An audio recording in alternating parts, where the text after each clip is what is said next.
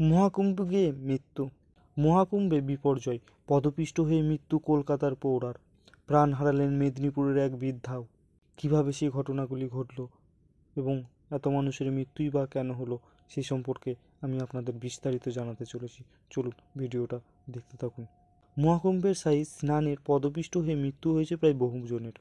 তাদের মধ্যে রয়েছেন বাংলার এক বৃদ্ধা, মেদিনীপুরের শালবানী থানায় গোদাপিয়াশাল কাছারি রোডের বাসিন্দা উর্মিলা ভূঁইয়া। তার বয়স ছিল ৭৮। তিনি তার মেয়ে জামাইয়ের সাথে প্রয়াগরাজ গিয়েছিলেন পুণ্য স্নানের উদ্দেশ্যে। বুধবার ভোরে পদপিষ্ট হয়ে মৃত্যু হয়েছে তার।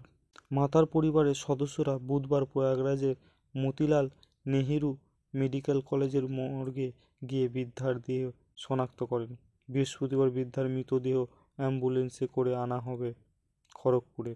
৭৮ বছর বয়সী উর্মিলা দেবী সোমবার বিকেলে খড়গপুর স্টেশন থেকে ট্রেনে ওঠেন প্রয়াগরাজ যাওয়ার উদ্দেশ্যে। তার সাথে ছিলেন মিতার জামাই কমল মাইতি সহ ৭ জন। সেই দিনই ট্রেন প্রয়াগরাজ পৌঁছন। তবে বুধবার ভোরে মহাকুম্ভ মেলা প্রাঙ্গণে পদপিষ্ট হয়ে মৃত্যু হয় উর্মিলা দেবীর।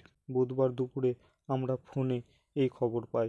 পাশাপাশি তিনি আরও বলেন, মা বাবা, মেসো মাসি, দিদা, ঠাকুমা সোমবার বিকেলে খড়গপুর স্টেশন থেকে ট্রেনে করে প্রয়াগরাজের উদ্দেশ্যে রওনা দিয়েছিলেন। মঙ্গলবার ওরা প্রয়াগরাজ স্টেশন থেকে নেমে হেঁটে পৌঁছে গিয়েছিলেন ভারত সেবাশ্রম সংঘের আশ্রমে।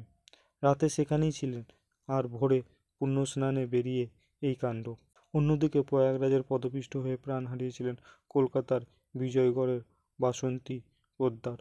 দেবীর ছেলে মেয়ে ও বোনের সাথে মহাকুম্ভে যান সোমবার, সেখানেই পদপিষ্ট হয়ে মৃত্যু হয় তার। ছেলের দাবি, মাঝরাতেই তারা রওনা দেন সঙ্গম ঘাটের উদ্দেশ্যে। আগে থেকে কোন প্ল্যান না থাকার জন্য তড়িঘড়ি রওনা দেন মহাকুম্ভের উদ্দেশ্যে। তবে কুম্ভ মেলায় যাওয়ায় কাল হলো প্রৌঢ়ার। সেখানেই রাত ১টা থেকে ১:৩০টার মধ্যে পদতলিত হয়ে যাওয়ার ঘটনা ঘটে। অ্যাম্বুলেন্স করে বাসন্তী পোদ্দারের মৃতদেহ আজ আনা হচ্ছে কলকাতায়।